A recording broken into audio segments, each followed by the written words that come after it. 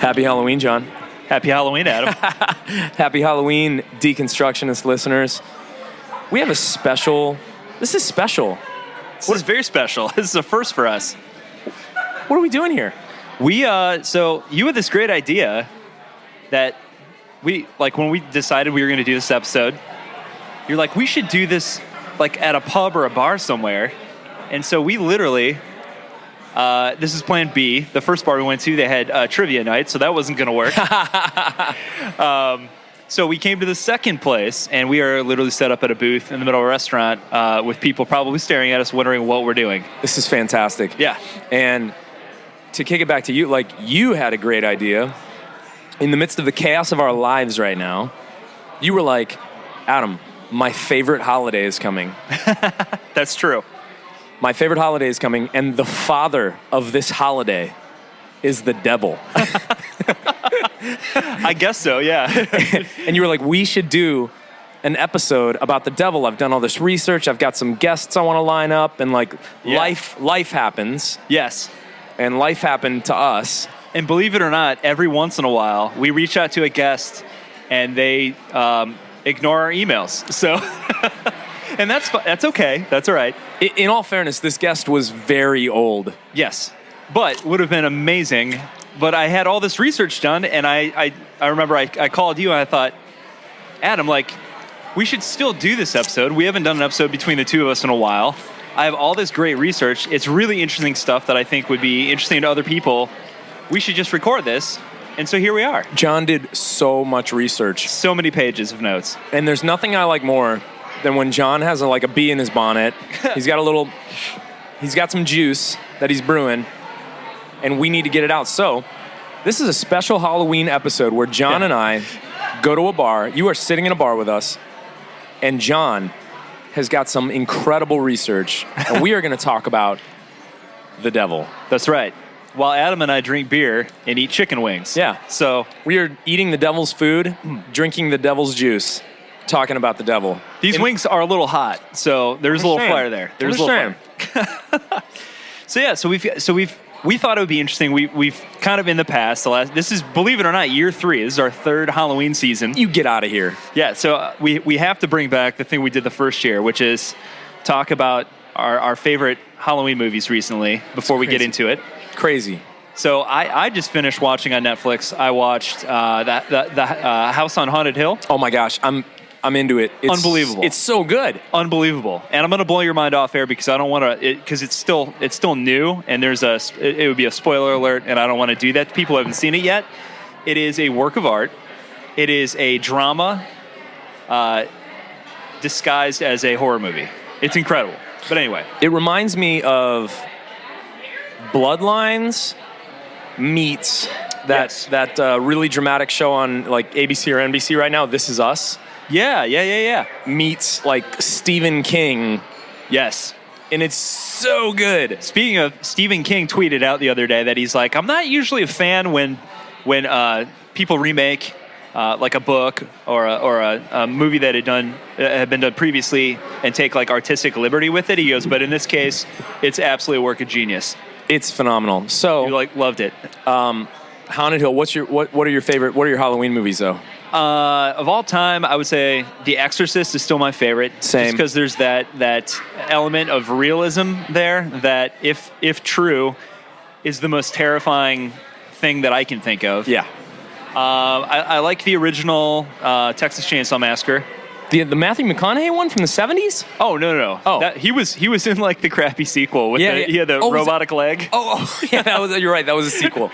Which is fantastic for other reasons. But no, the original one from the 70s with like the hippie kids in the van. Yeah. That's right. That one's super good. As far as like more recent ones, I don't know. Like I haven't been a big fan of a lot of the recent ones. Have you seen The Babadook?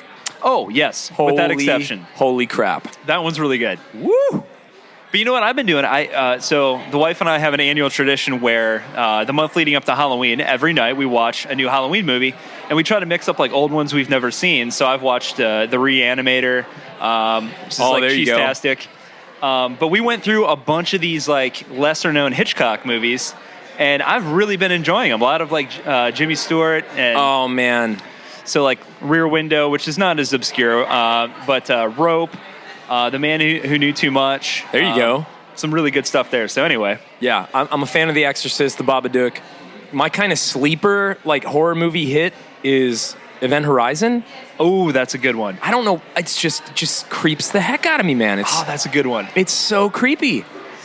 There's something about like the cold emptiness of space that is just terrifying. Kind of like super deep water.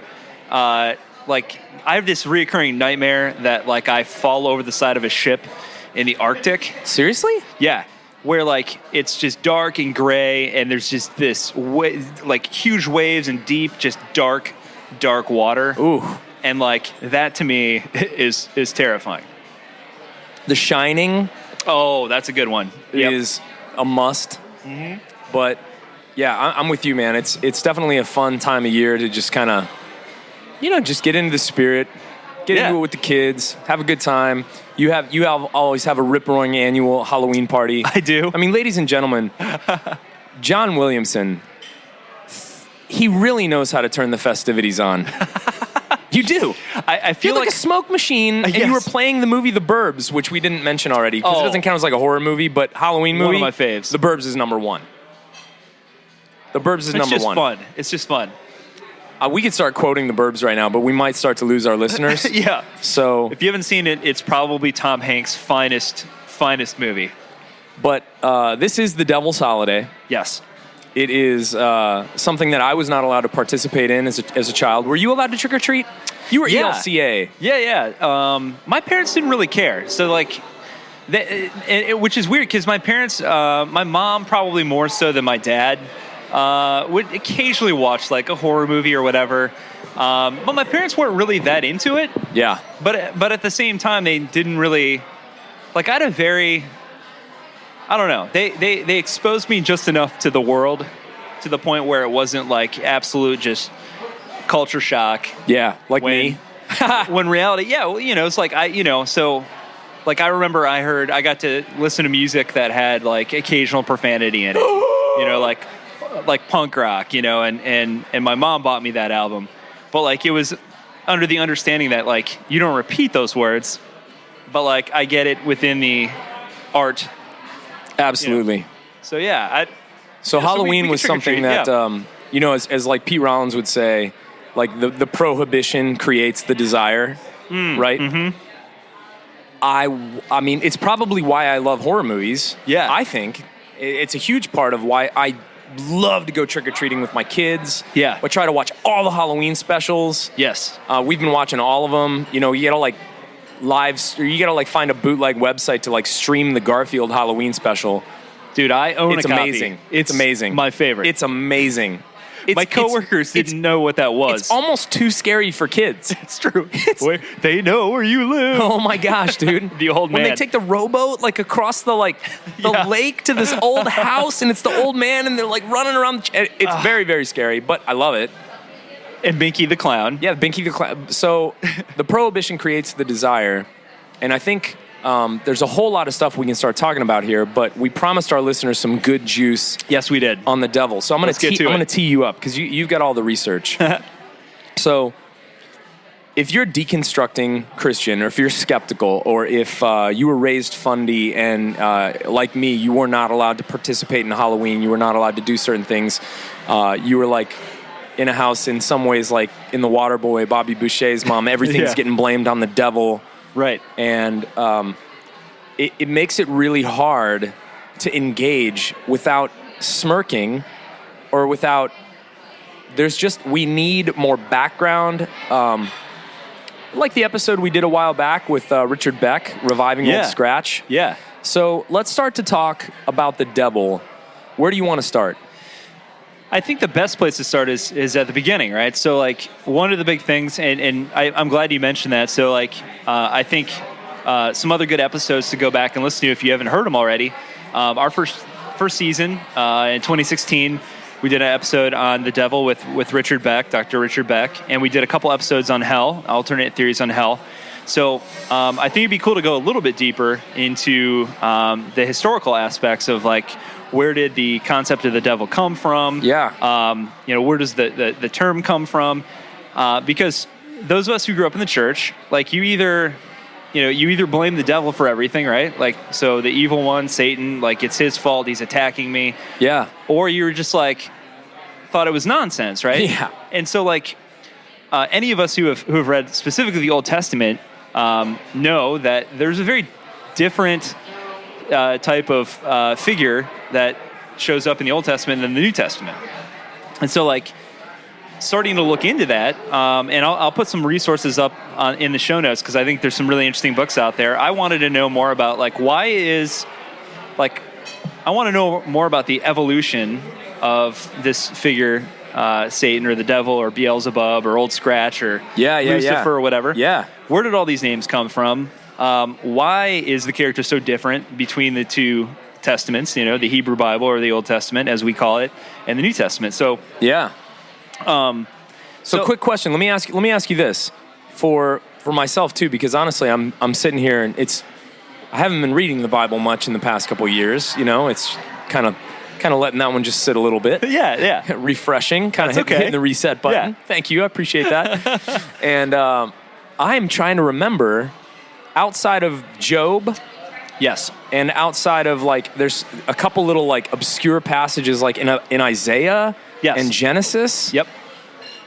What else? I mean, it's not a big player. It's not a big character as far as I can remember in the Old Testament. True. Okay. That's true. And you're exactly right. So the instances where Satan in the Hebrew language, so there's a couple things. There's history at play here.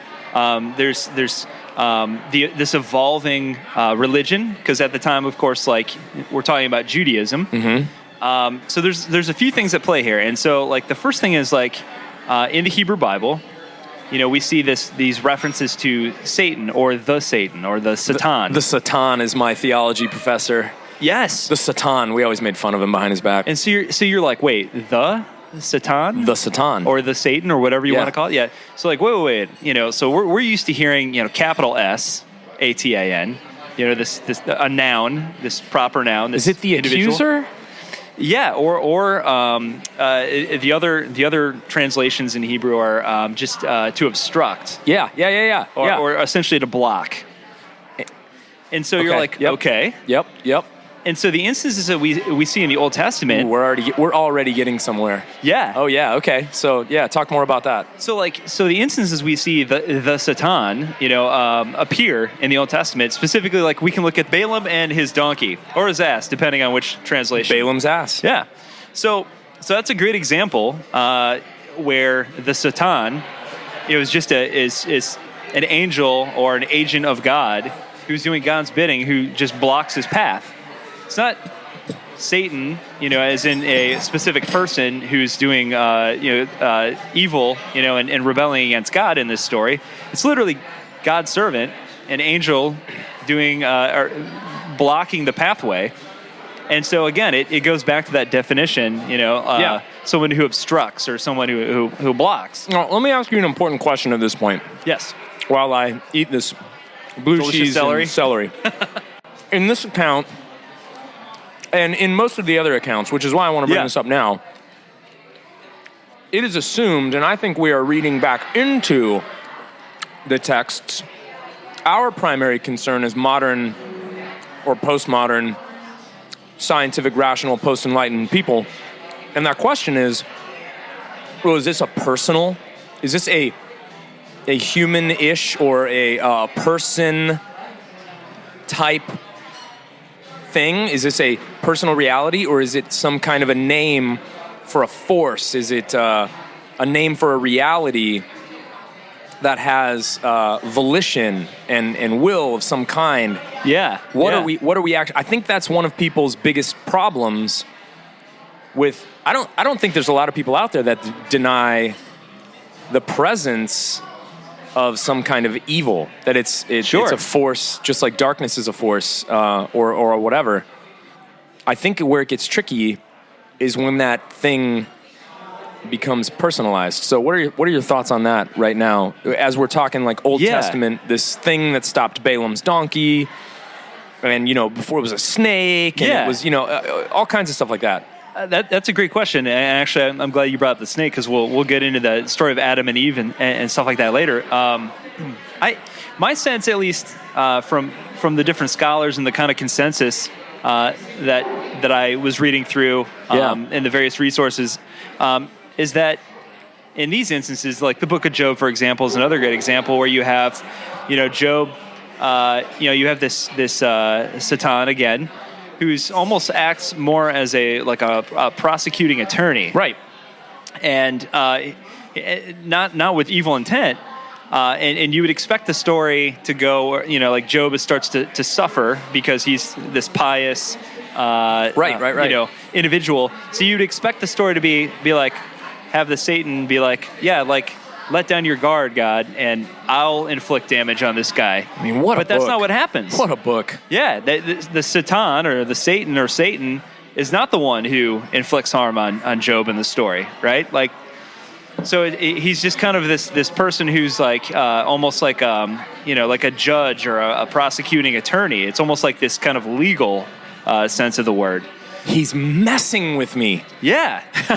So it's interesting, and there's a lot to be said also for the mythology. When it comes to other local religions and other cultures, like Greek culture and stuff like that. You know, that you see other deities within those cultures, like gods of mischief, like Loki, and and things like that. So to sit here and pretend as if Judaism or Christianity didn't adopt some of those traditions from the surrounding communities and the surrounding traditions is probably naive. It is. Well, it comes back to that whole, like, did all these ideas fall out of the sky on golden tablets kind of a deal? Right. Or is this the evolution of a people group that were real in space and in time and in history that have a history of their own that influenced who they are, just like our own personal histories influence who we are? Like, I know we all think of ourselves as self-contained units of adulthood or whatever, but when you actually come face to face with something that happened in your childhood, you realize very, very quickly that you have been formed. Yeah. Right? Yeah. So it's interesting because, like, in researching this, we talk about, like, if you go back to our the series that we did on Scripture, a couple years ago with Dr. Timothy Mackey. We were just babies. Just starting out. when we were going through Scripture, we talked a lot about the very human impact, the very human influence, the human fingerprints. I think Dr. Mackey talks a lot about that you can see evident in the Bible. Right. It's not something that fell from the sky. It's something that, like, human beings wrote. It blows me away that we have to actually talk about that. Still, That blows my mind. in 2018, we still have to talk about that. I am not trying to be condescending. It's just shocking to me I know. that some people don't think that there is not just a human element, that people Yes. wrote this stuff. Like, I've God never breathed been more... God breathed all that stuff. Sure. Through humans. Yeah. Yeah. Whatever. Okay. Yes. Moving right along. I am with you. So you talk, so going back to Old Testament or the Hebrew Bible, we see, historically, the God of Israel, right? Yahweh. I like to say that. I like to say Yahweh. Just breathe it out, I love it. Oh, it's good. So we look at the God of the Old Testament, right? The God of the Israelites, Yahweh. And in the beginning, very early Judaism, they weren't even a fully formed monotheistic religion, right? Mm-hmm. Mm-hmm. So, like, and this is you can see this, you can read this. There's proof in Genesis. It talks about, like, Yahweh being the God over all other gods, and that, It's not like they didn't think that there were other ideas of God or gods or realities or perspectives or forces or whatever. But yeah, there was like, okay, but this is a step forward. This is more. Yeah. This is over. This is eminent. This is whatever, Right, and the big thing was, and this is the reason that the religion caught on like wildfire, is that a lot of the early comparisons were like, this is why our God is different. Our God is not a warrior God. Our God is not a violent God. Our God, created life, created the universe peacefully. So. Right. So one of the big things that we talk about is the fact that many different authors were involved over the course of hundreds of years. There were, various translations and all these different things that impacted the writing of the Bible, right? So, delicious beers just arrived. This all is very, very important when we're talking about Satan. And Yes. I want to be sensitive too, because there are people out there that have had real experiences of evil. Absolutely. That it needs to be said that we are not no part of this episode is to poke fun, No. to minimize,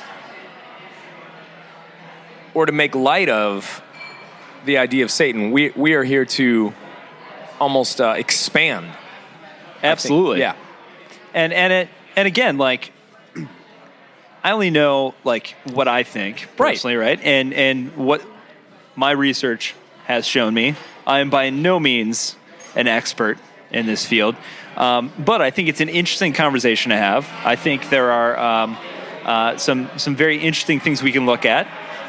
And so one of the things that I found interesting in some of the books that I read on the topic is that, so like, we know that the Jewish people, the Israelites, like, were just constantly invaded and exiled and invaded again. Oh yeah.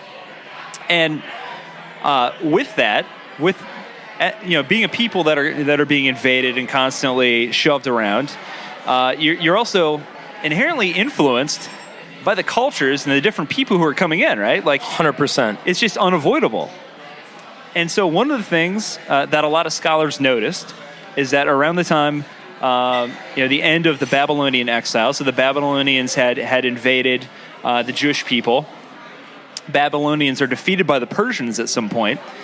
And so after the Babylonian exile, the major religion, the one of the biggest religions and most powerful religions in the world at the time, and one of the oldest monotheistic religions on the planet, is this religion called Zoroastrianism. Zoroastrianism, which is Persian. Yes, it came out of Iran. Yep. And it's this fascinating religion. There are a lot of really good resources out there. I highly recommend people take a look. You can even Google some stuff online, and there's some good resources out there as well. Nietzsche was really into Zoroaster. Well, Really? Well, his book "Thus Spake Zarathustra" Oh, yeah. was like, he kind of harkened back to like the original. That's their prophet. Right. Yeah. And so around the time of this vast Persian influence, the Jewish people at the time, they're coming into contact with Persian traders and merchants and all that sort of thing, and so they're really like connecting with people who are worshiping this monotheistic deity. Yep. And of course, they had different names and terminology and that sort of thing. But one of the interesting things at the time that the Jewish scholars were wrestling with was this idea that God, is this all-powerful deity who created the world, and God is all good, and yet evil exists in the world. It's a problem. So how do we reconcile that? That's a problem. So like, I wish Greg Boyd was sitting here right now. yeah, exactly. So like, God is all good. God, everything that God created is good, and yet evil exists. So then, did God create evil as well? Oh man, I love thinking about this. I really do. Oh, it's so interesting. I had the best conversation today about this in a completely different way. Really? Well, just as a quick little anecdote, because this is kind of your show tonight. You did all the research, but the one thing God creates everything good. I kind of like to see it as like God creates, and what God creates is potential. There's potential. Potential is good, and people that are things that have agency and have volition and have will and have desire can take said potential, and they themselves are potential, and they make choices with that potential. Yes. And those choices make something new out of that potential, and that potential is always becoming something else. And it's not really about whether it's pure or not. It's what's going on with it. Yeah. Is it tending towards, or is it trending, I should say, towards more and more goodness in life? Or is it trending towards more and more exclusivity, minimalism, self, smallness, narrowness? And that's more like what you would call like evil. But it's all just comes back to potential. Yeah. Anyway, it was just, I talked to somebody about this today. That's fascinating. I've had a very similar conversation with some of my friends just about the nature of evil. Very similar in the way that I have kind of talked about it is, you have free will, and inherent in that free will is the fact that you are faced with choices every day. Yes. And you can either make choices that benefit those around you, choices birthed or are grown out of love, or the opposite. And there's always a chain reaction that stems from choices that you make in either direction. Yeah. And so, like, I think about the fact that maybe I was not the nicest human being in college to maybe perhaps a young lady. But in all seriousness, like, something that I may have done. Yeah, no, no, absolutely not. But in all, honestly, like, something that I might have just completely forgotten about. Yeah. That I thought it was a minor thing. No, may totally, impact man. Totally that young lady for the rest of her life. Yeah, you never know. And so there's this no domino one is effect. responsible all the time. Yes. Yeah, exactly. So, anyway, but yeah, that's a very interesting conversation. So that's a big part of what we're talking about here. Absolutely. The nature of evil and how do we explain it? And so, like, the ancient Jews were, like, trying to figure out, like, how do we reconcile this, right? And so at this point in time, you have this Persian influence. You have Zoroastrianism. And so, like, for those of you that don't know anything about Zoroastrianism, here are the Cliff's Notes. All right, so it's the oldest monotheistic tradition, founded in ancient Iran approximately 3,500 years ago, and for the first 1,000 years was one of the most powerful religions in the entire world. Yep. Which is crazy because now it's tiny. Like, there's very few people that actually practice it at this point. Right. But it was, at the time, the official religion of Persia from 600 BCE to 650 BCE. They believed in the concept of one God, and they called him Ahura Mazda, or Wise Lord. And they believed that he created the world.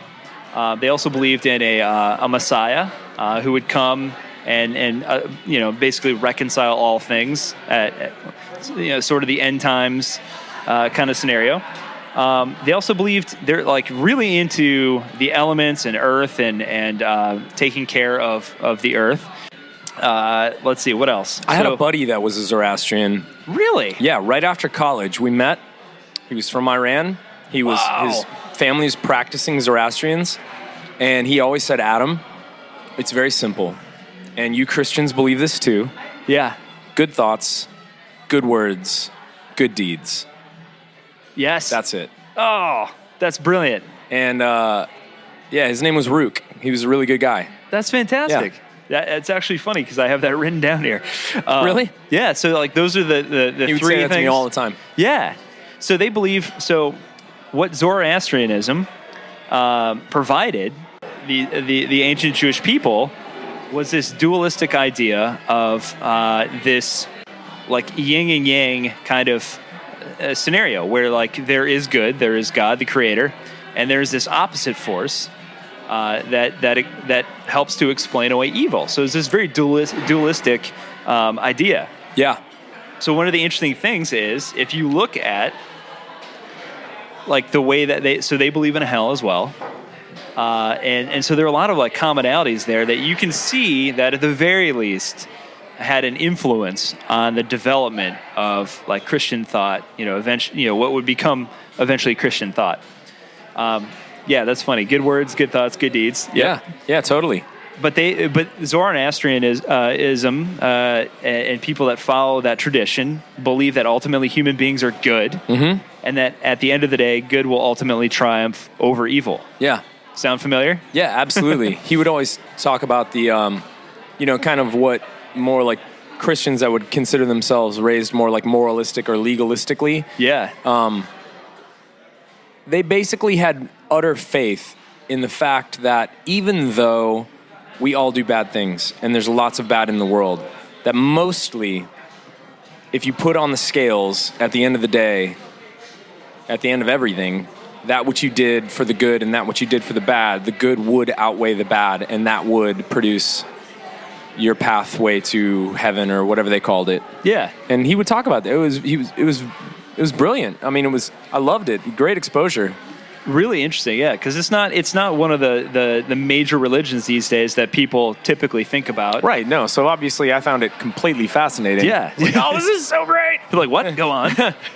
So Zoroastrianism helps to solve this issue through their dualistic view on the world.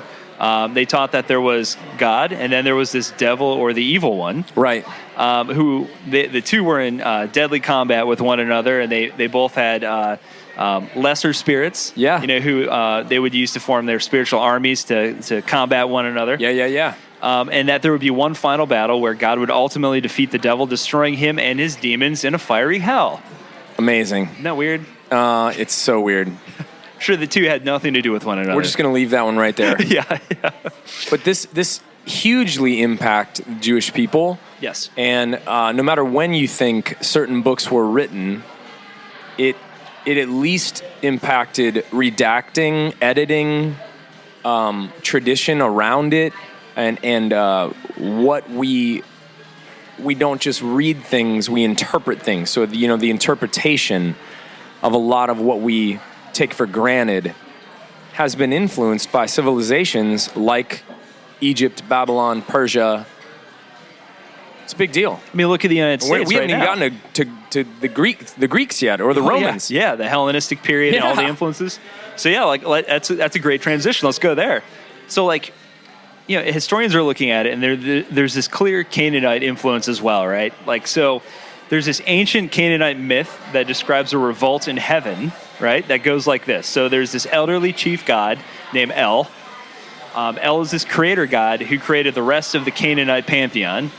He creates this deity named Aptar, who is the most perfect of his creations. He's endowed with great beauty and wisdom. So he's like this Lucifer. genius. Yeah. Interesting, right? And Aptar loves his high status on El's mountain. So he walks around on the mountain. He walks with the other deities of the pantheon. And eventually, as is inevitable, he becomes a little too big for his britches. And he's like, you know what? I want to sit on this throne. I'm equally as wise as El and just as powerful. Yeah. And so, of course, he decides, I'm taking over, man. Right. I'm taking over this joint. And so he sits on the throne, and he declares open war against El. So El comes in, and it's a beatdown. El takes him out, real quick. No problem. And he defeats him easily and exiles him from the Holy Mountain and sentences him to the underworld. So another interesting fact. And this is long preceding Greek mythology, right? Yeah, oh yeah. And so,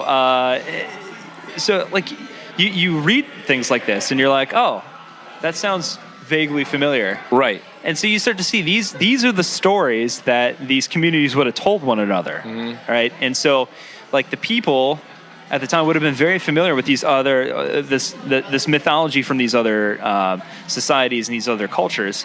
And so another interesting fact is Aptar was also associated with the planet Venus.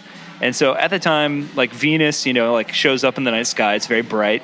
And we know now, thanks to science and telescopes, that Venus is not a star. Venus is a planet. But at the time, people commonly mistook Venus for a star constantly. Sure. And so one of the things that they were fascinated by was the fact that, constellations stay put, right? Venus would, change Where are you going, locations Venus? Or disappear altogether. Where are you? Oh, ta-da! Oh. And so they were ancient observers totally fascinated by this, and they developed myths to explain the disappearance of Venus, including within Canaanite mythology. So the story of Aptar was used to explain its behavior. Thus, we have the falling star.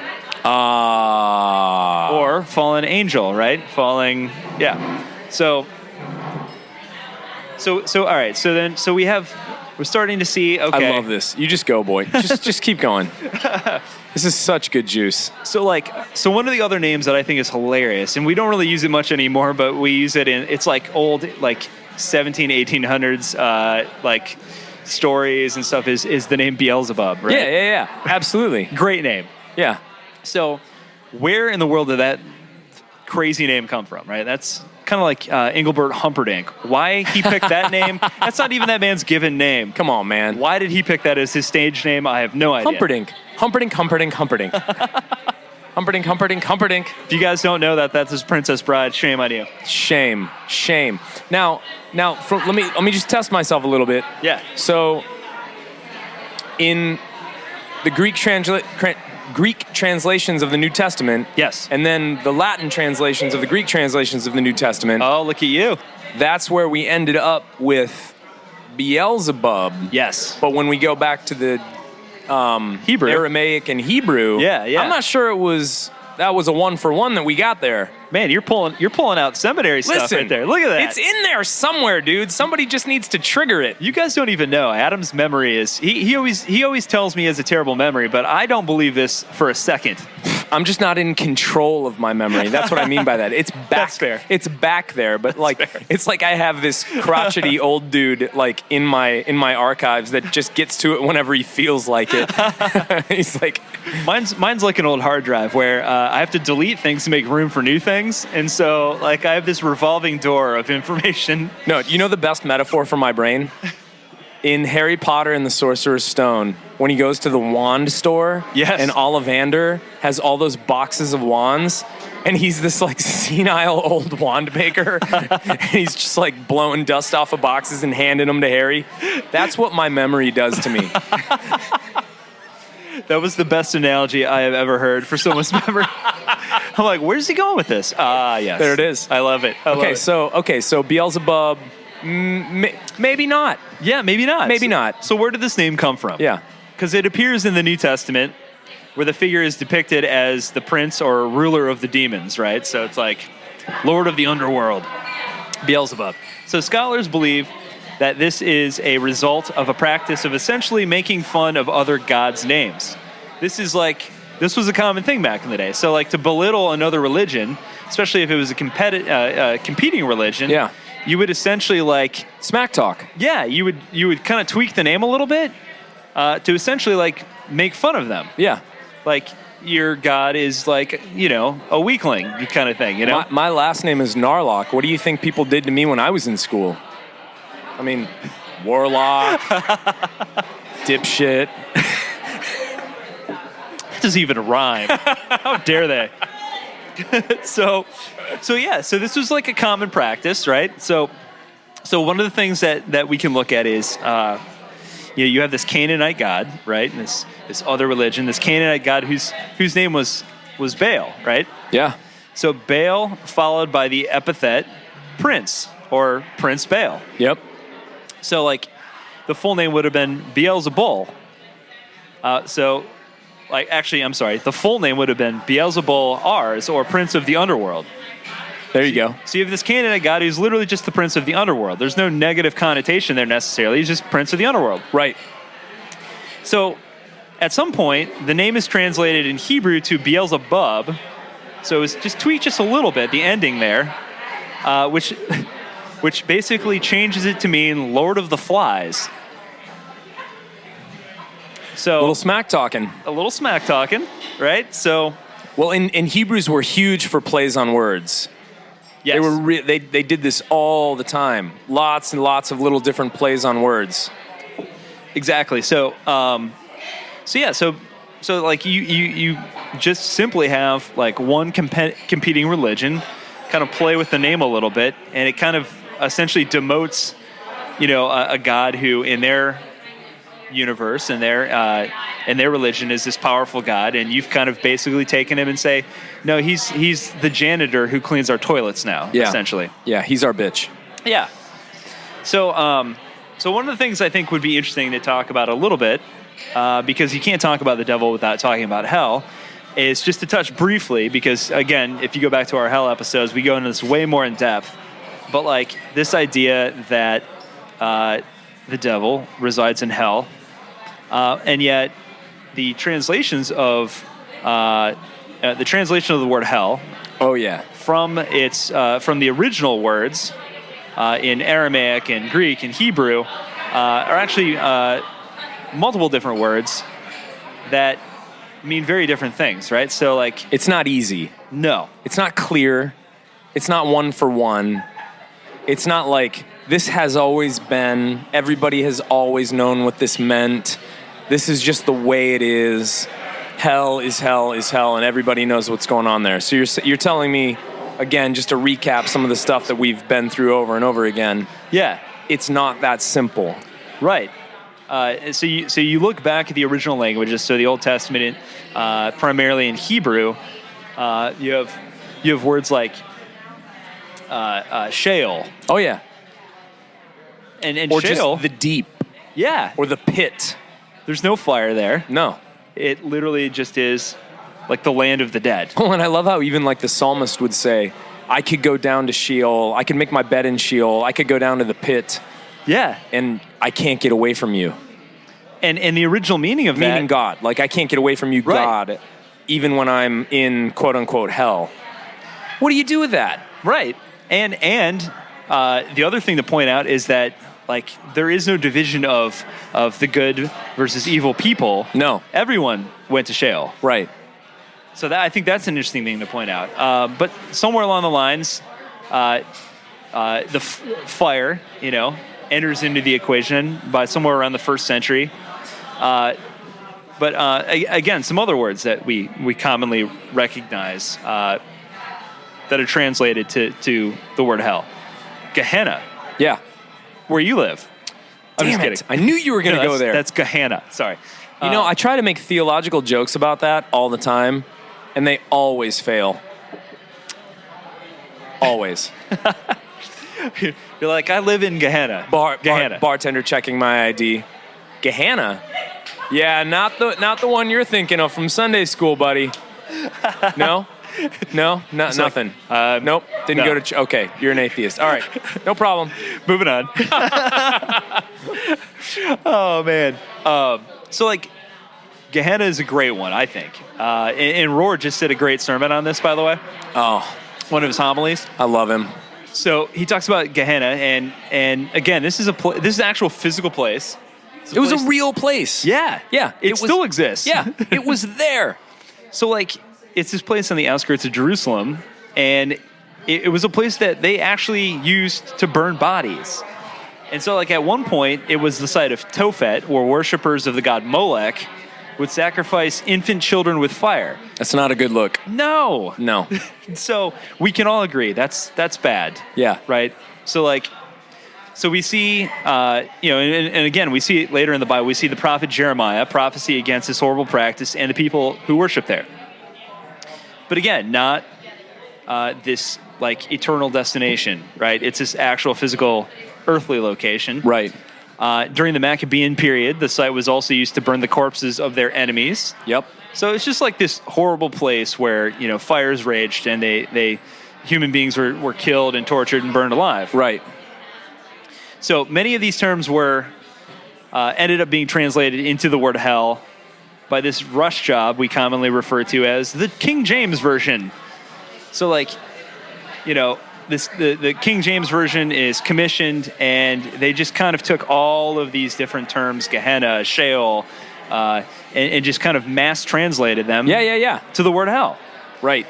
So, like, where does all this symbolism and all the, like, this red devil with the horns and the fire and the eternal burning and torment and all that stuff, where does this all come from? Right.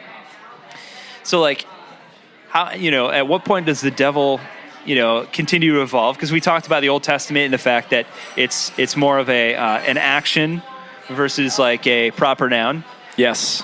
You brought up earlier, and I'm glad you did, the story of Adam and Eve. Yes. Because like a lot of us, through Sunday school or wherever, always think of the serpent, the tempter, Right. as the devil. Right. But what's interesting about that is that nowhere in Scripture does it actually confirm that idea. Well, and so this is why this is a big thing. So let's pause for a second and gather ourselves around, what we're talking about right now. So when if you were raised in any way religious or Christian at all, whether it was kind of a half-assed, we're going to use it for guilt and behavior modification to keep you in line as a child, or we're going to full out soak you in this religion. The story of Genesis is so powerful because no matter where you land on that spectrum of Christian participation, no matter where you land on that spectrum, the story of Genesis is kind of teed up as, hey, this book is a supernatural book that tells us about all things, and in the very beginning of this book, there is this devil, there's this snake, there's this thing going on, which makes us then say, well, this must be a very huge part of the world that I live in. This is something big. This is a part of where we are and who we are and what's going on. And so the snake in that book and what we have henceforth done with that story by reading all this stuff and jamming all of this stuff back into it instead of reading it for what it was when it was written, I think is incredibly problematic. So my thoughts on this, it doesn't ever call the snake the devil. That was a later attribution, which I'm not even saying that that's wrong. I'm not even saying that there's not a link to be made there. I think there absolutely is. But what's really going on there? Let's talk about that.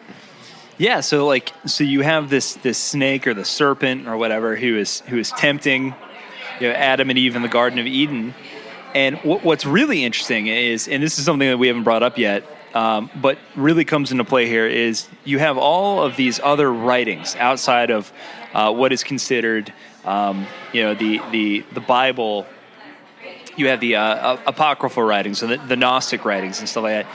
And so there's a lot more detail that kind of fills in the blanks there in these books that are not an accepted part of the Bible. So like the Apocalypse of Moses, the Book of Enoch, books like that kind of for the most part, I think the general consensus is many of these were written long after the accepted books of the Bible.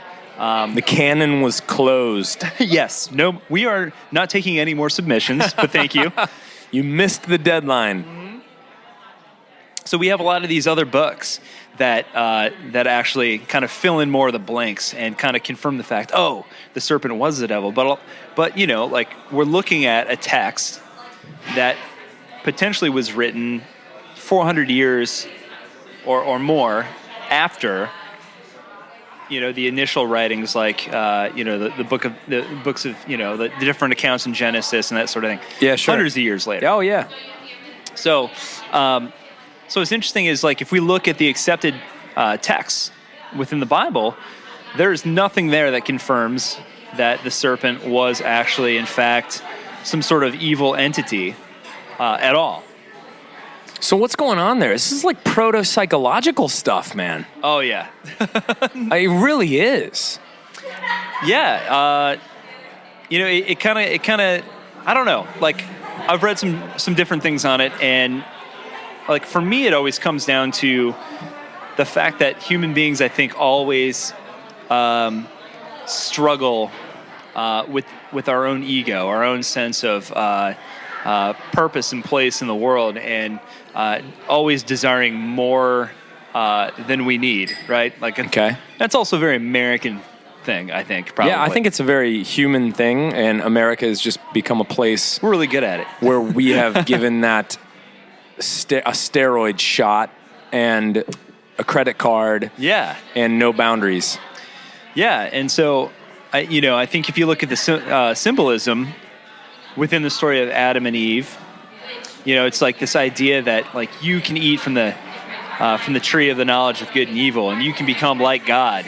You know, it's not enough for us to, like, it's never enough, I think, is the key to that story. It's like we were free to roam in this beautiful paradise.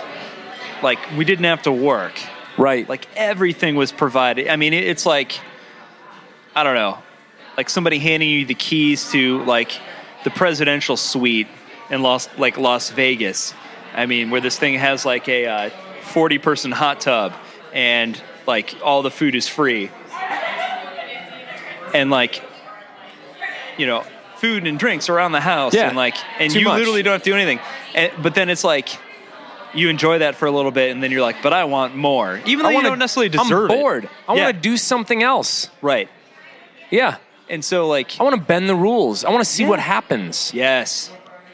And I think there's also an aspect to it, too, where, like, it's kind of the story Dude. of humanity, right? It's the story of progress, if we're going to be Yeah. honest. Well, and it's the story of coming of age.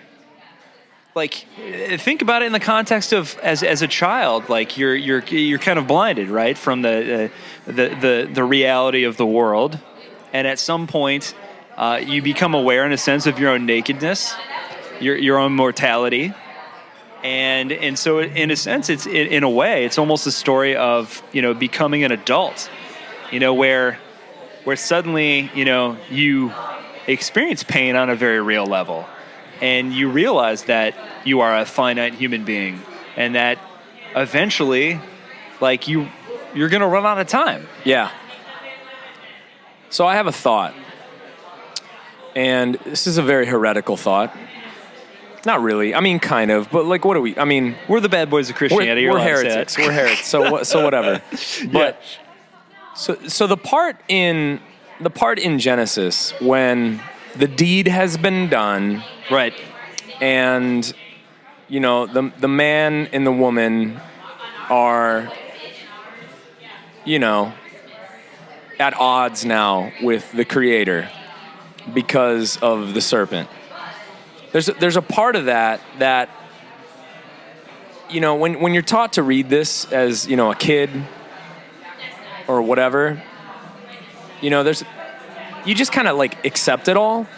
But there's a part, you know, so in Genesis 3, when it's talking about the serpent, and, you know, it kind of tees up this whole story about the fruit and the temptation, and Eve's going to do it, and she gives it to Adam, and then they realize they're naked, and there's this, like, awakening, and, you know, all these kinds of weird things start happening, and then, you know, God calls to them. The God character, like, calls to them, like, where are you? And so to get to my point here, the weird part about this to me is when he talks to the serpent, when God talks to the serpent. Yeah. And you got to remember, like, if we're going to use any, like, valid scholarship on this at all, Yeah. we don't believe that this book fell out of heaven. Right. We don't believe that this just showed up like Joseph Smith and the golden tablets and the spectacles. Right. We believe that this had origin. It was around a civilization with civilizations that preceded it. Right. And things like, so people wrote this. So I needed to say all that. I know I sound like I'm rambling right now, but I needed to say all that because the point in, like, Genesis 3, when God talks to the serpent and he says, "Cursed are you above all livestock. You will crawl on your belly and eat dust all the days of your life." You're trying to tell me that people that were reading this back then or talking about it, because I think it was probably oral tradition, Sure, yeah. didn't already know that snakes crawled? Right. So my point in bringing this up is, if God says something so obvious to this character in this telling of something that happened primordially, do you think anybody was like, well, yeah, I'm sure snakes used to just, like, fly Right. or, you know, Or had crawl feet. around, or Yeah. I mean, what was a snake doing in the tree in the first place? Like, how did it get up the tree? Like, come on, guys. Like, if we're really going to pay attention to what's going on here, so what's really going on here? It's symbolism. Yeah. It's deep, sophisticated symbolism. And God's not stupid in this in this thing. He's like, well, you know what? I'm gonna make you crawl on your belly. Yeah. Yeah, I'm already doing that. Yeah. Well, yeah, he knows that. So what's really going on there? Yeah. This symbol, the snake, this symbol of something else is being enriched with even more symbolism Absolutely. by saying, okay, now anytime you look at the snake, you look at something that is subverting, something that is beneath you, something that is on the ground, something that is close to the dust, which is what you came from. Because in this telling, the dust is what Adam, which means dust, came from. And now the serpent is closer to the dust. And like you're heading back to where you came from. When you look at this serpent and you look at the decisions you made, I want you to remember that there is a way back to death. There is a way back to where you came from. Like, there's so much symbolism there, and we just get wrapped up around the fact that, like, oh yeah, this is the devil, and it's a serpent. It's a talking snake. It's a talking snake. Yeah. But my point in bringing all this up is, if you read it literally like that, it's just silly. And you miss everything. But when you read it as deeply symbolic things that can speak and then keep speaking, there's so much going on that deals with where we are right now. Like the snake, the devil, can still be a powerful teaching wake-up call to what is happening right now in the midst of what we're doing.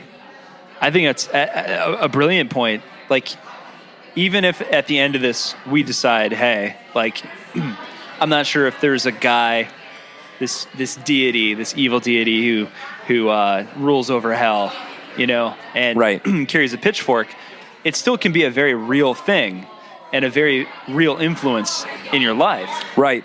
So that's a great point. So, like, one of the things I want to talk about that I think we kind of talked a little bit about during our scripture series is, like, we can't ignore the very real issues with when you're translating ancient texts into other languages. Right. And the fact that there aren't like-for-like words. No. And, languages like Hebrew and Greek are very nuanced and complex. And so sometimes there aren't English words there. So we've talked about the history a little bit. We've talked about the sociological, historical impact of other societies, other cultures. So one of the things I think that we should talk about, like what I call like fun with translations. Yeah. So I love it. He's got this in his notes, folks. It literally is bold-face underlined. Fun with translations. Fun with translations. That's who you're dealing with right now. That's right. Ladies and gentlemen, John Williamson. So during the Hellenistic period in Palestine, there was a major issue.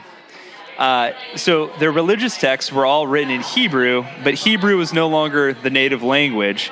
So what do? So, you know, the scribes and religious scholars still knew it and studied it, but the common person, the average person, you know, that for them the language had begun to die out, which presented a major problem for Jews who wanted access to these sacred texts. Yeah. So there's only one thing you can do, and so Alexander the Great pushes for translation of these texts into Greek, the language of the people. What a sweetheart. What a sweetheart. What a good move, I mean, right? he's such a nice guy. So, yes, absolutely. Google that. Yeah. So I love it when Colin played him. Colin something or other. Farrell? Yeah, no. Is it Colin Farrell? Farrell? Yeah, I was thinking Will Ferrell. Not Colin a good Farrell. movie, right? Yeah. Yeah. We Terrible. dyed his hair blonde. It was so bad. It was very bad. Yes. Don't see that movie. Don't watch that. Watch his other movies, just not that one. Watch The Exorcist. Yes. Don't watch Alexander the Great. So Alexander the Great, around the 3rd century, commissioned this translation, which inherently created some issues. One of which was how to translate the word Satan, or the Satan. Really? Right? So they chose to translate Satan into the Greek word diabolos, which should sound familiar. And the word diabolos has a much more restricted semantic range than the original term. So we go from one who accuses or opposes to the Greek word diabole, which means specifically a false accusation or slander, and the related substantive version, diabolos, which means false accuser or slanderer. And not only that, think of the word dia, like diagonal, diabolical. It literally means to divide, Yeah. to separate. The question is to separate what? And I think the answer is yes. Yes. Everything. Correct. To pull apart, to separate. Yeah, I mean, so that's a huge change, right? Like, It's a big deal. that's a big deal. And so, like, here's our very human fingerprints. We have Greek translators who had to make an interpretive decision, thus adding a negative connotation to the original word. So Hebrew Satan, to the Greek diabolos, to the English the devil. See, like, Hebrew Satan, Greek diabolos, to the English devil. So we've gone through 3 languages now. So that's how we got from Satan to devil. So more fun facts. This is not easy, folks. No. The Christian scholar, who you guys may have heard of, Jerome, who's the guy who's primarily responsible for the Latin translation Saint of the Hebrew Jerome. Bible, Saint Jerome. In the 4th century, he chose to retain the Hebrew term Satan or Satan. Did he translate the Vulgate? Was that him? I think so. I think so. I think you're correct. So he had to translate the Bible into Latin, right? Yeah, So- that's the Vulgate. That's Yeah, it. That's yeah, it. there you go. Yeah, boom. So as he's translating the Bible, he decided to retain the Hebrew term Satan or Satan as if it were a proper name. Right. So as opposed to the Satan, it's Right. becomes Satan. It's just Satan. Capital Hey, S. Satan.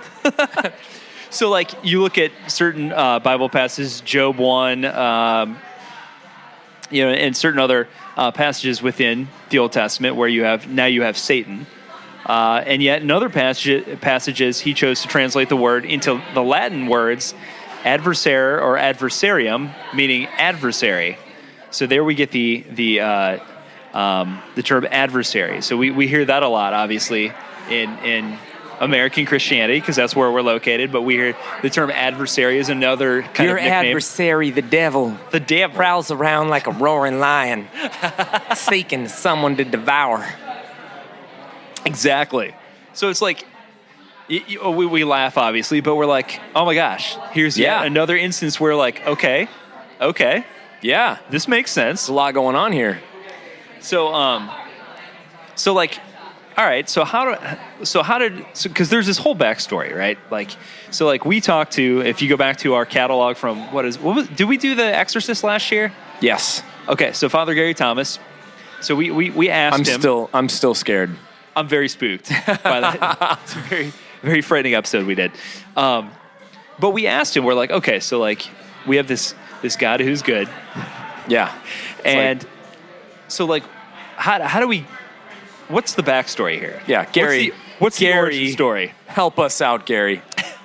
And so what I'm about to tell you kind of like, falls in line with what, like what he recounted to us in our interview, which is that, we have this creation story. So if we look at creation stories, we see many references, obviously, to angels. There's angels all throughout the Bible, right? Plenty of angels. But it is, we see that all of God's creation, throughout the days of creation, all of it was good, right? Quote, good. Good. Very good. So it doesn't make any sense to have the creation of an evil being as part of the initial creation story. So No. So how do we work our way around What that? do we do with that? So Jewish scholars use the obscure passage in Genesis. You know where I'm going with this? Yep. It talks about these giant people. The Nephilim, Yes. So as the which story in goes, Darren Aronofsky's Noah movie were giant rock creatures. I never saw that. It's awesome.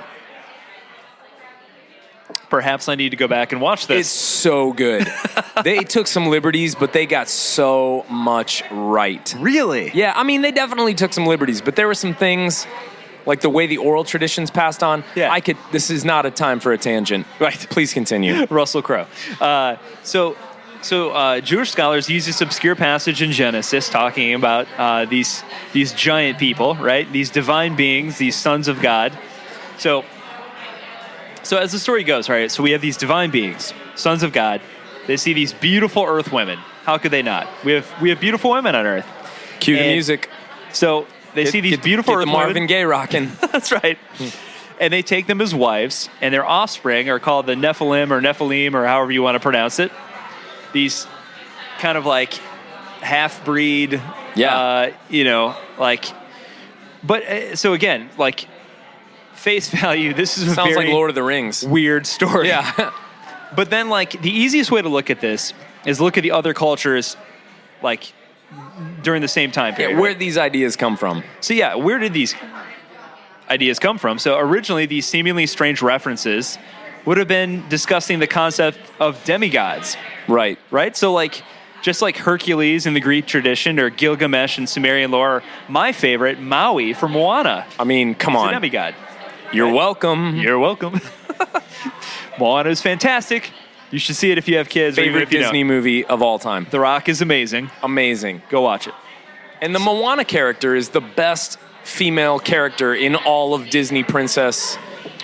Yeah, come on, man. She doesn't need a boyfriend. She is badass. Every I other want Disney- my daughter to Yes. be Moana. Every other Disney movie up until that point, I believe, if I'm remembering this correctly, like the female lead, like there's always some romantic interest. In this one, she's like, I don't need a boyfriend. They took a step forward with Frozen. Yes. Where they kind of deconstructed the whole thing, so they kind of made fun of the fact that she needed a man. Right. And like it ended up being like she just needed like her sister and like the love between her and her sister. Right. They Moana's took a like, giant step forward with Nah. Moana. They were just like, just forget all that. Let's just Yeah. tell a great story. let's just be a rad girl. yeah, rad. And like, Okay. that's, Please continue. yes. So, so like not uncommon at all within, the different mythologies from, these different societies, like this idea of the demigod. So taken in that context, like the story of the Nephilim or whatever, whatever you want to call them, like not so weird, right? Yeah. So if we look at that, and then we kind of fast forward a little bit, it appears though at some point in the story, this is used to explain the original story of evil in the sense that it became the story of demons as fallen angels, kind of mirroring the fall, right? So the fall of the angels would have kind of paralleled the fall of humanity in the Garden of Eden. Yeah. So at some point they kind of took like this mythological demigod story about demigods and made it like all about like these lustful angels who came to Earth and like forgot their mission and like were lusting after these beautiful Earth women, which I get it. Hey. But they kind of flipped the story a little bit. Yeah. And so now we have these quote fallen angels, right, who are being punished. So, and again, we see more support for this origin story again in these additional writings outside of the accepted canon, like the Book of Enoch and the Book of Watchers or Jubilees.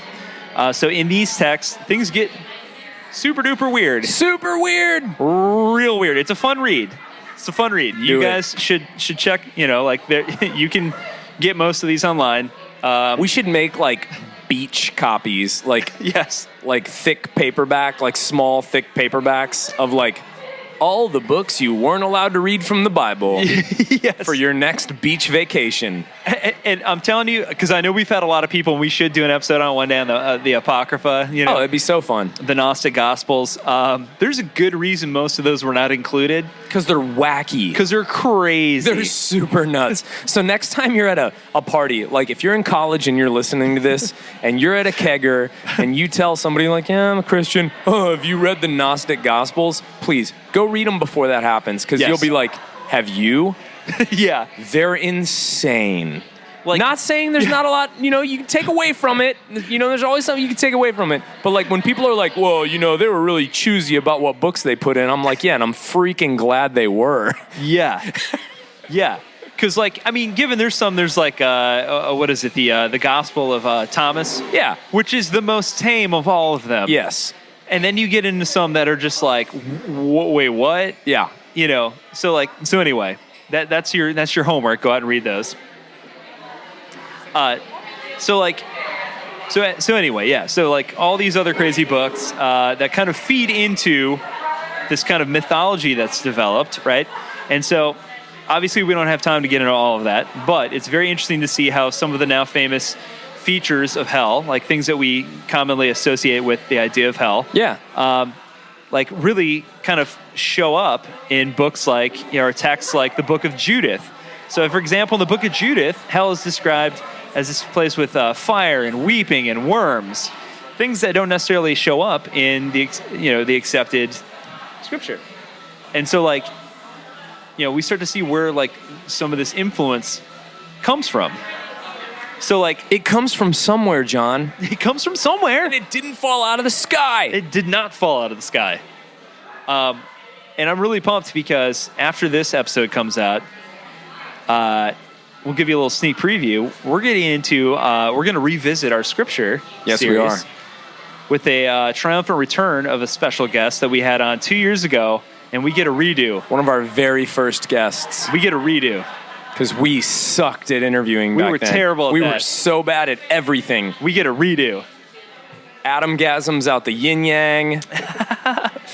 It's going to be great this time, though. I promise. So anyway, let's talk about Satan within Christianity specifically. So we're talking about, you know, the evolution of Satan, the devil, and all that stuff through Judaism.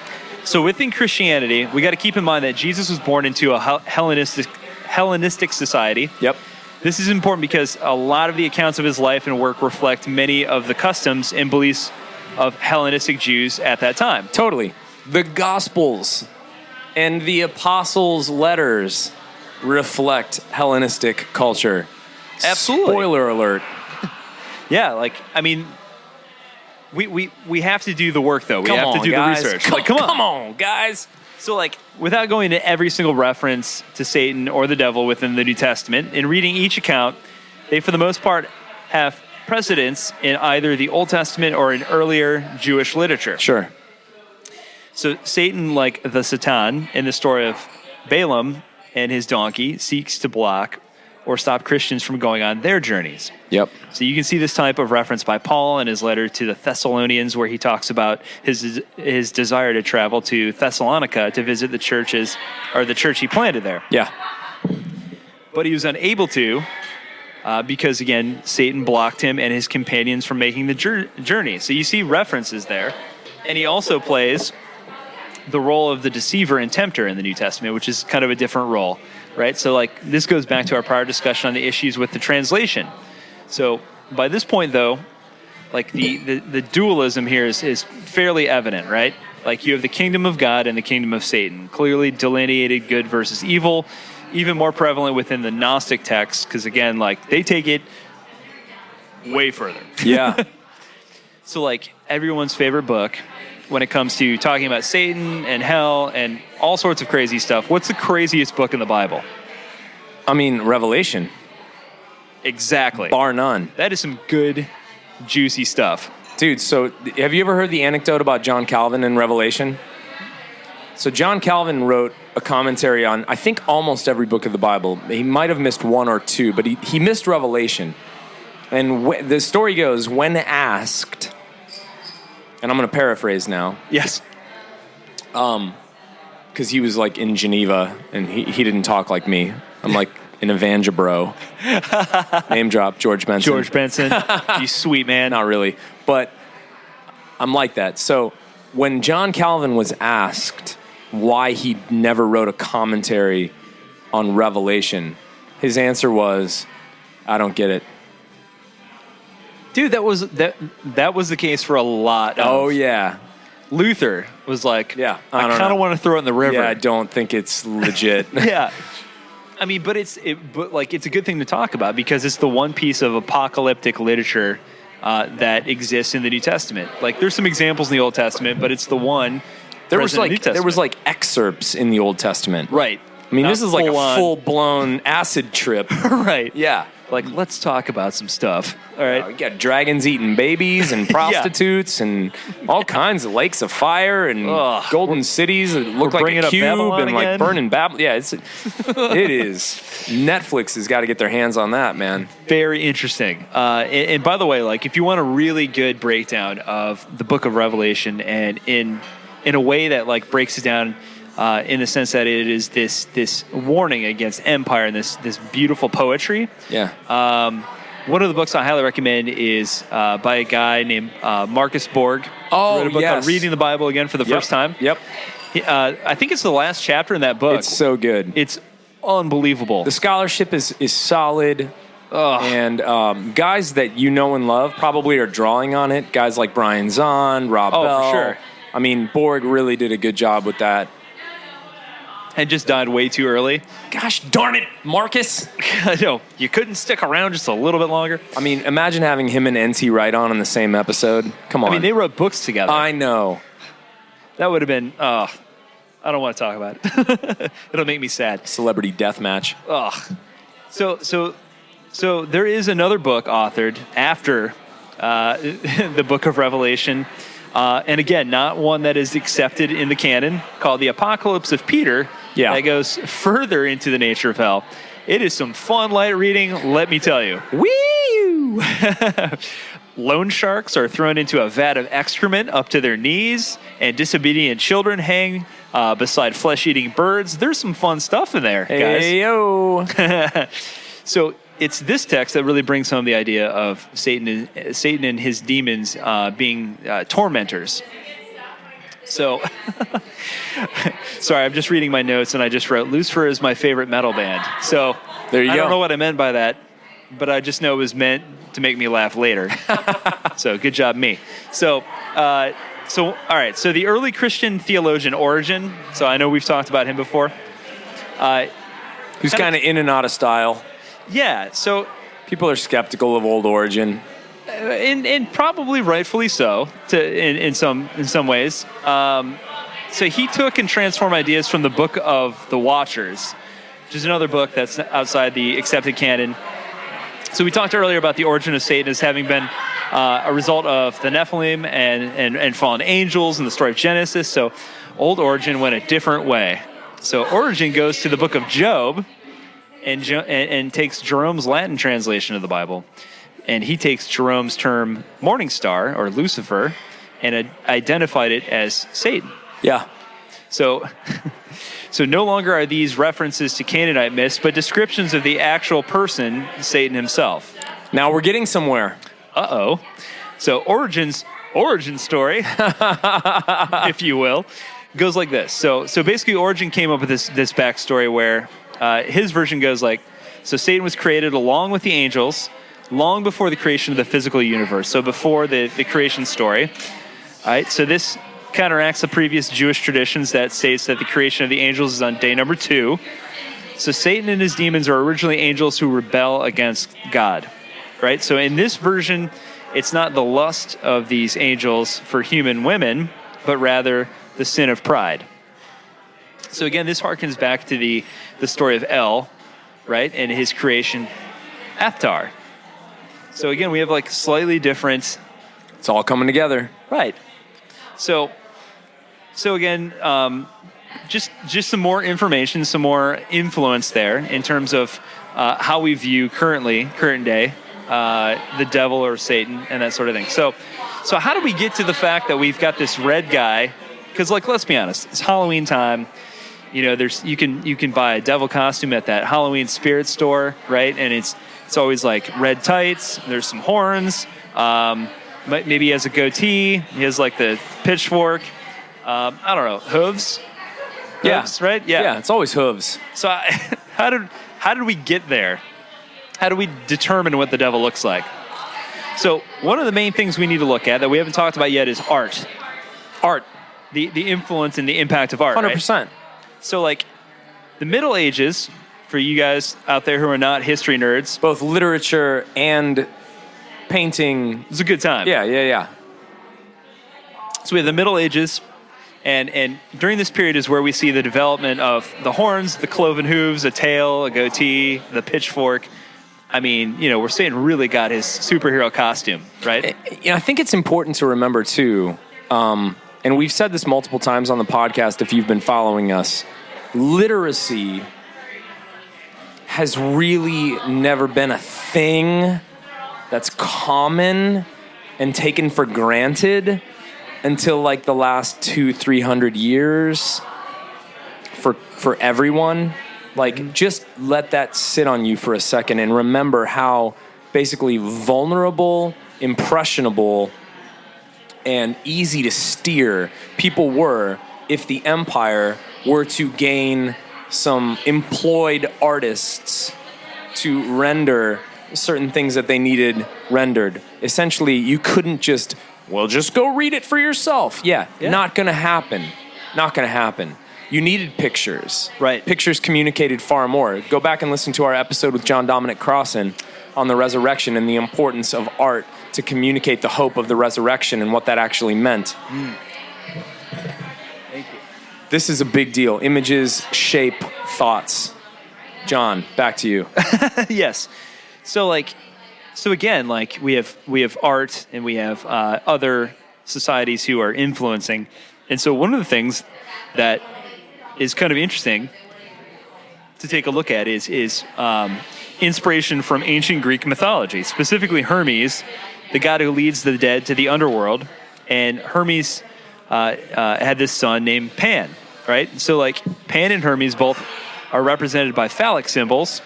The devil in medieval literature was the king of sexual temptation. Well, so there you go. It's the downfall of many. But here's where it gets really interesting. Like, if you look at, and people should, like, Google Pan. Pan is shown with horns, cloven hooves, a tail, and a goatee. In fact, like, in some depictions, it's really hard to tell the two apart. No, you can't. And so, like, I remember thinking that as a kid. I was like, hold on. Wait a minute here. Who's this guy? Yeah.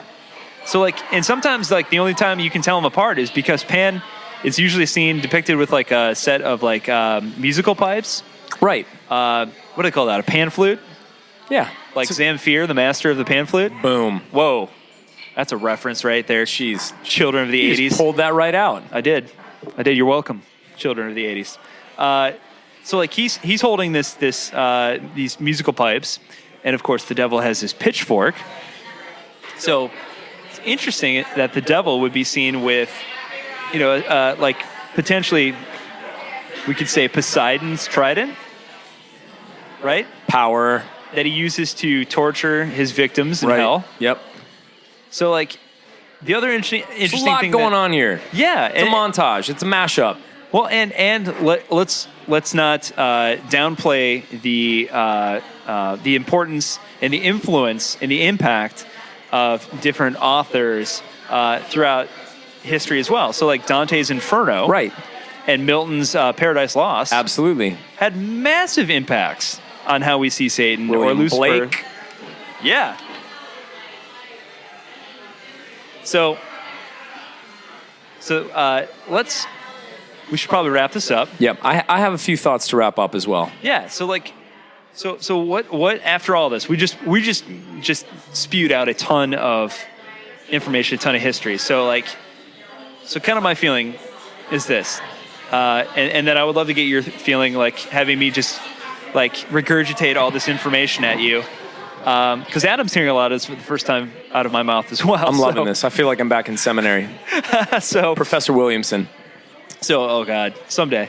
So what are my personal thoughts, I guess, after kind of consuming all this information, sitting out for the last several months, is that we see very real, very human fingerprints throughout all the texts, and that history, as it does with anything, shapes and influences things, much like geography, right? Like a rock sitting in a river. Over time, the river smooths the rough edges of the rock. It changes the surface, the nature of that rock. Like I think, history has much the same effect, and all these influences from these other religions and these other societies and mythology that would have been passed down from generation to generation. Also, I think obviously like there is a huge impact when you're translating something from one very nuanced, complex language into another, and yet into another and another. And so, like, you have that complication. You add that to the equation as well. And then you have, again, like I said, the influence of other religions. You have some additional writings that came later that people picked up on, and later literature and later translations and interpretations and art and things of that nature that kind of all influenced. It's like a mosaic. Yeah. So I think art and other literature further develops the story, and I think potentially you end up with something that is very different from the original intended idea of Satan or Satan and that sort of thing. And that's not to say that evil doesn't exist in the world and that we still don't wrestle with this idea that, like, if God is good and God is pure love, how can evil exist? But again, I think to kind of go back to what you and I were talking about earlier, I think that we can create all the hell that we want here on Earth. And I think we can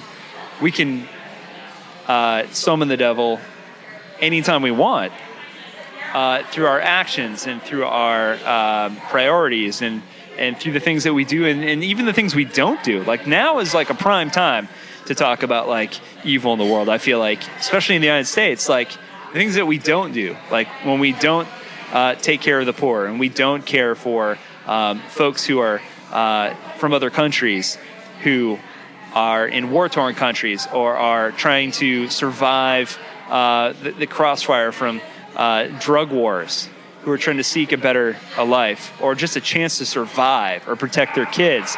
When we do nothing and we turn a blind eye, that to me is evil. That to me is just as evil as going out and pulling the trigger yourself.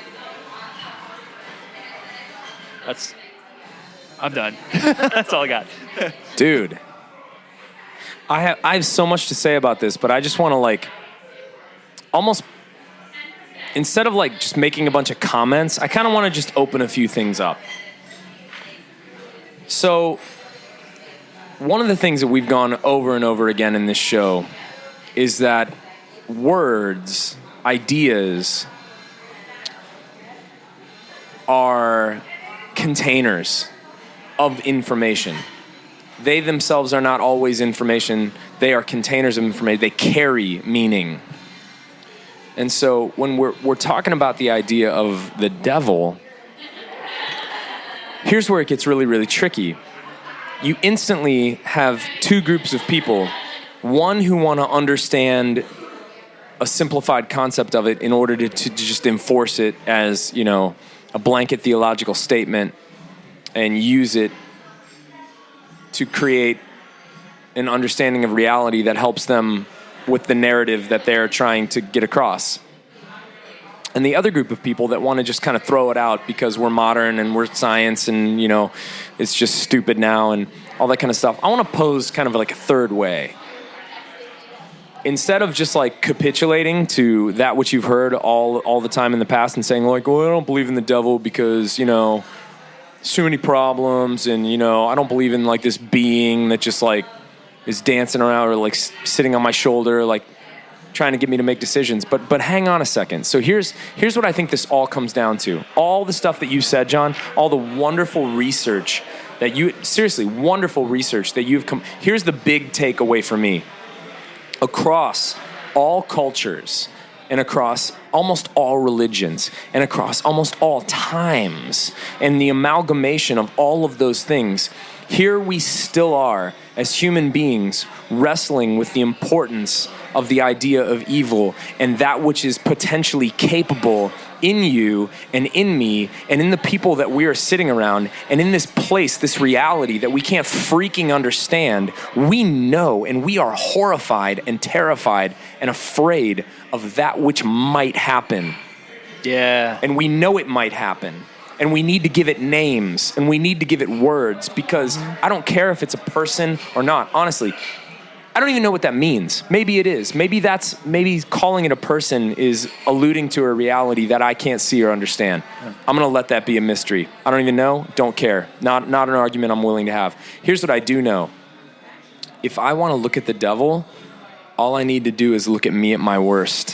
When I am full of my own ego, when I am sleep deprived, when I'm hungry, when I am sick, when things are just wreaking havoc psychologically on me and I want what I want, I need to do no more than look in the mirror and look myself in the eyes and say, there's something more going on here.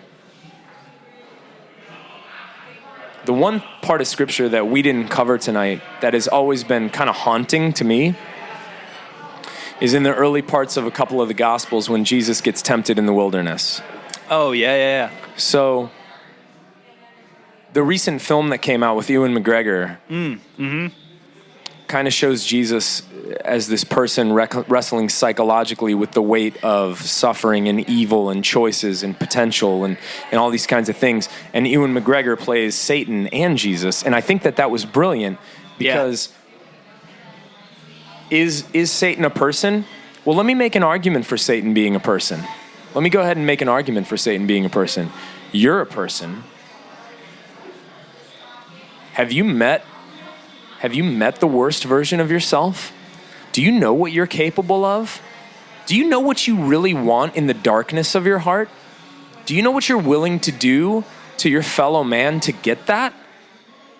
Do you know the choices that you are willing to make? Do you understand the horror that lives just beneath the surface if all the stars line up correctly? And those things are offered to you in that moment, do you know what you're going to do when those things happen? Because that's what the whole temptation in the wilderness is all about to me. Hungry, sleep deprived, away from everything. And the pit, the darkness inside of the heart of the human one, the representative of all humanity, comes out. And here we see the devil in clear form. And it is everything that you could be at your worst. Aligning with all the powers of destruction and selfishness and ego. Yeah. And so here's why I think all of this is really important. And it doesn't matter to me what the language we use, what the name we used, how we care. Like, the important thing to me about all your research is that over space and time and history and culture, people are all recognizing the same thing. And that evil is real. And whether it's personal or not, it interacts with personality. And we need to wake up to it in whatever way, shape, or form that is. Let's not cartoonize it and throw it out the window and say, like, stupid, we're modern now. And let's not characterize it and cartoon it just to get people to say the sinner's prayer and behavior modify just to get some religious reaction that you're looking for. It's bigger than both of those things. And I think it's a really freaking big deal. So happy Halloween, everybody. Yeah. Let's end on a downer like that. Well, thank you to everyone who has been listening. This is like a little nice bonus episode we were able to do. I'm glad we were able to pull this off. Thank you to, where are we? 101 Beer Kitchen. 101 Beer Kitchen in Columbus, Ohio. Thank you to our server, Cameron. Who's been the man all night. He's a good man. He comes up and he whispers and asks us if we'd like another beer. And he brought me chicken wings. But thank you to everybody who has been listening. Happy Halloween. Check us out at www.thedeconstructionist.com. You can follow us on social media. You can join our Patreon family if you're interested.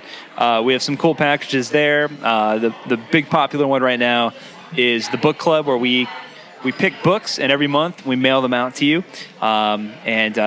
So thank you guys for those of you who have joined within the last couple months, who continue to support us there. It means a great deal to us. And follow us on Spotify. We have a Spotify playlist. So every episode that we do where we have a new original artist and musician who are all trying to make a living as well, we add a song to the playlist by the artist who was featured on that week's episode. So go out and check out their music, support them, follow them on social media, buy their music, and support them. And we'll be back in November with a brand new series on Scripture. We're really excited. We haven't revisited this in a couple of years, so we're super excited to get back into that again. We have a new guest who wasn't with us the first time around. We have a revisiting guest who we get to redo, and we're gonna have a lot of fun with it. And we've got some really great guests lined up for the end of the year to really finish off 2018 in a really nice way. So thank you guys so much for continuing to follow us. And with that, we have been your hosts. And hopefully, if you guys like this, we'll do this again. But we are your hosts. I am John Williamson. And I'm Adam Narlock. Happy Halloween, everybody. Keep deconstructing. Satan is real.